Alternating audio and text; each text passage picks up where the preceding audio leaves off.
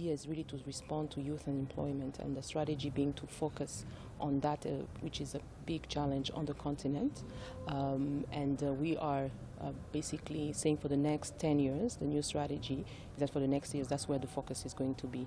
Specifically in Rwanda, the Hanga Ahazaza initiative is an initiative around tourism and hospitality sector.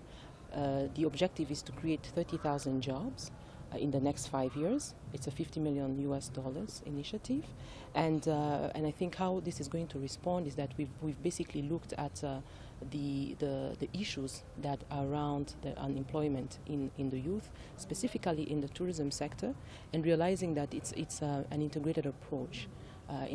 What does that mean? One of the issues is skills, the level of skills that are required in the labor market, which are still lacking, I would say. So the initiative will be looking at improving the skills, working with existing institutions, TVETs, also the schools, and making sure that the skills that the youth is acquiring is relevant to the market.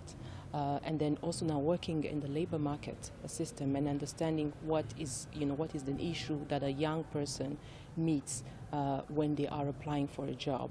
So there are different systems. We have in Rwanda, we have different institutions that are working on that. We have visions, we have strategies, but the idea is to say, okay, how do we move from the vision, the strategies, into going concretely and understanding how the systems work, where are the issues, and how do we fix them.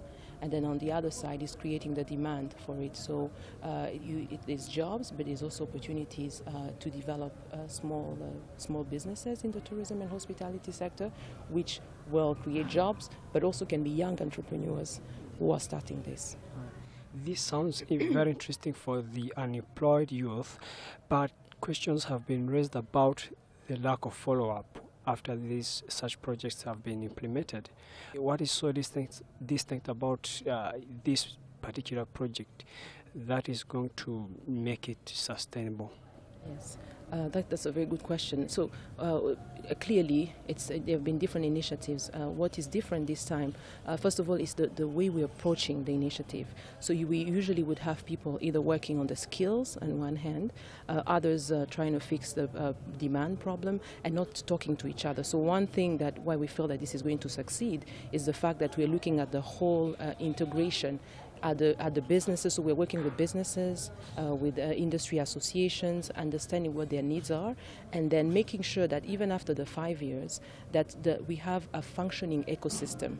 So what's different with this initiative is that we're working at the ecosystem level, and we are also working very closely with the government and existing institutions, because we want to capacitate them, to learn from them, and this is not something that usually people will come and say, we know what your issues are. We're really getting it from data, from understanding, and being able to adapt to what the society or this specific industry is telling us. And because of the way we're collaborating with the different stakeholders, we feel that that's different, and it will ensure sustainability, which is one of the key things that we have put ahead of us. Make sure that whatever we are doing is sustainable and is within an existing ecosystem.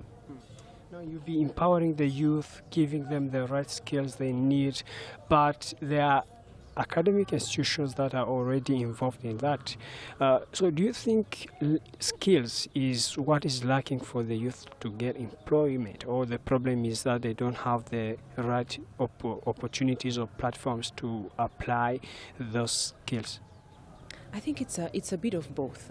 It's a bit of both in the sense that they have skills, but do they have the right skills? Do they have the relevant skills? And I think that's what we're trying to answer, because you can have a degree and feel skilled. You have you graduate, but is what you know relevant to the market? So here, what we are looking at is making sure that they have the relevant skills, and I think that's very important in terms of opportunities. And I think that's in terms of the jobs that exist, and that's why we're looking at the demand. So there's need to have, the right enterprises, and that's why in this part of these initiatives we're going to be working with small enterprises to build them, to provide business development services to the existing ones, and work with financial institutions to basically also work with them to understand the tourism and hospitality industry and the many opportunities that exist.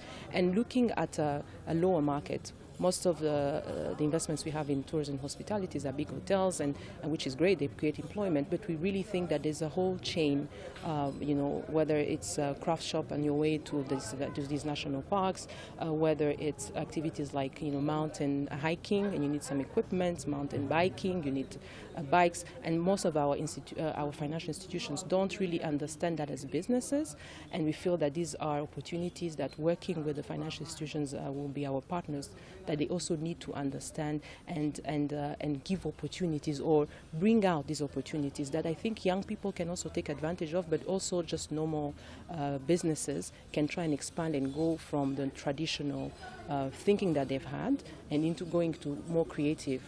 And I think today we heard from the youth themselves and says, yes, it's this infrastructure, there's all this, but we want to be the Wakanda today. So really innovation, how do you bring in technology, what kind of products can you create, how creative can you get, and then working with financial institutions to basically follow and understand what is happening, what are the trends in the tourism sector, and being able to finance that.